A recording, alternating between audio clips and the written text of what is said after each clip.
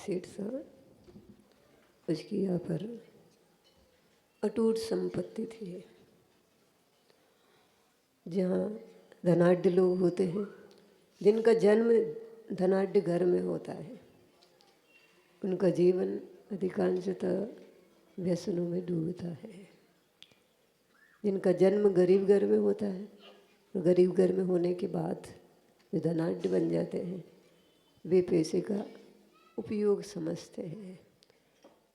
तो सेठ के बच्चों का जन्म भी पहले से ही धनाढ्य घर में हुआ था, इसलिए उनको जन्म से ही कभी कोई अभाव समझ में ही नहीं आया कि अभाव भी कुछ होता है, या कभी ऐसी इच्छा भी होती है जो पूर्ण नहीं हो पाती हो, या उसको पूर्ण करने के लिए कुछ समय इंतज़ार करना पड़ता हो। ऐसे उनके जीवन में कभी कोई घटना नहीं घटी थी, इसलिए वो व्यसनी बन गए थे। और व्यसनी बनने के बाद में पैसा लुटाने लगे थे, खोटी आदतों के ग्राहक बन गए थे, और धीरे धीरे समाज में भी, नगर में भी उनकी बातें होने लगी थी, सेठ जी के बच्चे ऐसे हैं। और जैसे जैसे पाप होने लगा, वैसे वैसे घर में संपत्ति रहेगी तो, क्योंकि समुद्र भरा हुआ है, 2-4 8 बूंदें निकल भी जाए तो कोई फर्क नहीं पड़ता। लेकिन जब पूरी संपत्ति जाने लगती है तो व्यक्ति को समझ में आता है। तो एक दिन सेठ जी सो रहे थे, बहुत परेशान थे कि मैंने अपनी ही गलती से अपने बच्चों की ज़िंदगी खराब कर दी। कितना भी पैसा हो, बच्चों को अनर्गल पैसा नहीं देना चाहिए। आज के ज़माने में बाहर रहने वाले छात्र इसलिए बिगड़े हैं कि उनके पिताजी 5,000 मांगने पर 7,000 बेचते हैं। नहीं बेटा, तुम्हें किसी प्रकार की कोई तकलीफ नहीं होनी चाहिए, तू बाहर रहता है, तू तो आराम से जब जैसा चाहे खर्च कर, कोई चिंता नहीं कर पैसे की, मैं खुद बिक करके भी तेरे को डॉक्टर बना दूंगा। और जब ज़्यादा पैसा हाथ में आता है तो फिर होटलों में जाता है, वो होटलों में जाने के बाद चौपाटी पर जाता है, फिर एक आध कोई ना कोई उसको मित्र मिल जाता है, लड़की हो तो लड़का मिल जाता है, लड़का हो तो लड़की मिल जाती है, और बस ज़िंदगी उसकी परिवर्तित होना शुरू हो जाती है। इसलिए माता जी बहुत बार तुम लोगों को संस्कार दे चुकी है कि बच्चों को 5,000 मांगे तो 4,500 भेजोगे। नहीं बेटा, इतने में काम करना है, अपने को अनर्गल पैसा खर्च नहीं करना है।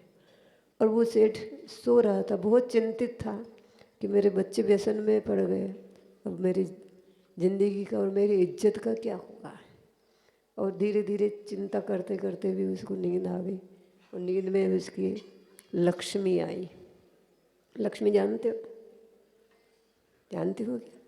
स्त्री के रूप में आई होगी, पुरुष के रूप में आई होगी।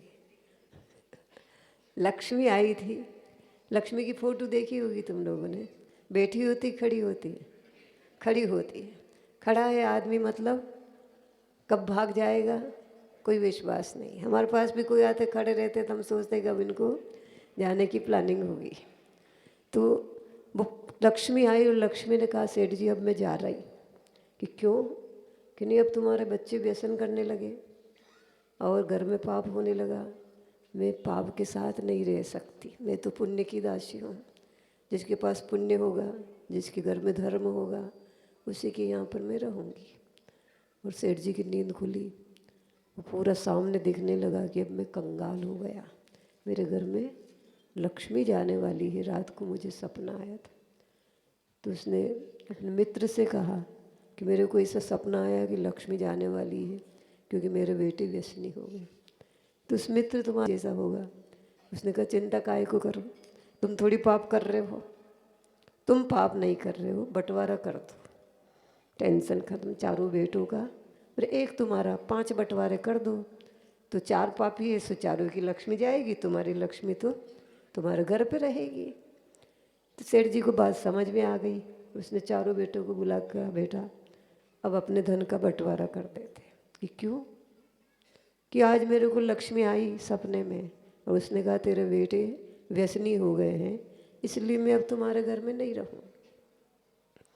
तो अब हमें क्या करना चाहिए कि या तो तुम व्यसन छोड़ो और थोड़ा धर्म चालू करो, तो फिर अपन लक्ष्मी को समझा सकते कि भैया तुम जिस कारण से जा रही हो वो कारण हमने निकाल लिया, और यदि तुम नहीं छोड़ते हो तो हम आज का आज पूरा का पूरा बंटवारा करते हैं और 4 हिस्से तुम अपने अपने ले लेना और 1 हिस्सा मेरा रहेगा। बच्चों को बात समझ में तो आ गई, लेकिन एकदम व्यसन छोड़ देना बहुत कठिन चीज़ है।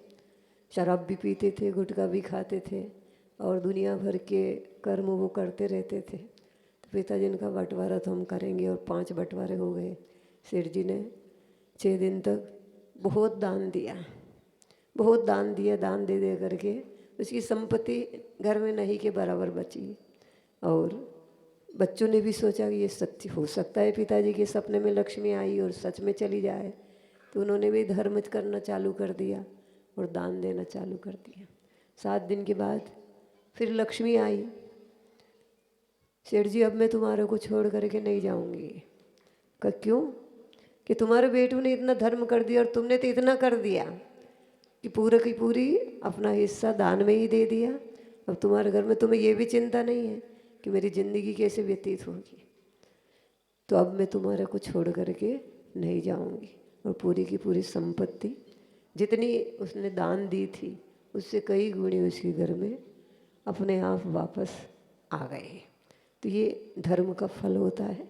संसार में धर्म बहुत दुर्लभ है। अपने को ऐसा लगता है कि इतने सारे लोग धर्म कर रहे हैं, देखो इतने सारे लोग धर्म कर रहे हैं, लेकिन का प्रतिशत लगाओ तो कितने प्रतिशत लोग पूजा में बैठे हैं? कितने प्रतिशत? 2-4% होंगे, 10% होंगे, ज़्यादा 50% नहीं, 50% लोग पूजा में नहीं बैठे हैं। धर्म बहुत दुर्लभ है भैया, बहुत दुर्लभ है धर्म। धर्म इस संसार में अपने को ऐसा लगता है कि धर्म बहुत सुलभ है, अपन तो रोज ही आ रहे, सुबह भी आ रहे, दोपहर में आ रहे, शाम को आ रहे, तो हम इतने बड़े धर्मात्मा हो गए। लेकिन ये हर किसी को नहीं मिलता, हर किसी को ऐसा अवसर नहीं मिलता, और हम उस अल्प हिस्से में हैं। जैसे अपने भारत के अल्पसंख्यक में जैन हैं। लोग कहते हैं कि अल्पसंख्यक क्यों हैं? माते जैन इतने अच्छे हैं, इतने धर्मात्मा हैं, इतने दानी हैं, इतने व्यसन से रहित हैं, फिर थोड़े से क्यों हैं? तो मैंने कहा देखो, हीरे पन्ने होते वो ज़्यादा नहीं होते हैं, हीरे पन्ने बहुत कम होते हैं। इसी प्रकार से पूरे देश में जैन लोग हीरे पन्नों के समान हैं, इसलिए थोड़ी संख्या में है। तो बिल्कुल चिंता नहीं करो कि थोड़ी संख्या क्यों है, थोड़ी होने के बाद भी वो बड़े हैं, सो बड़े ही रहेंगे।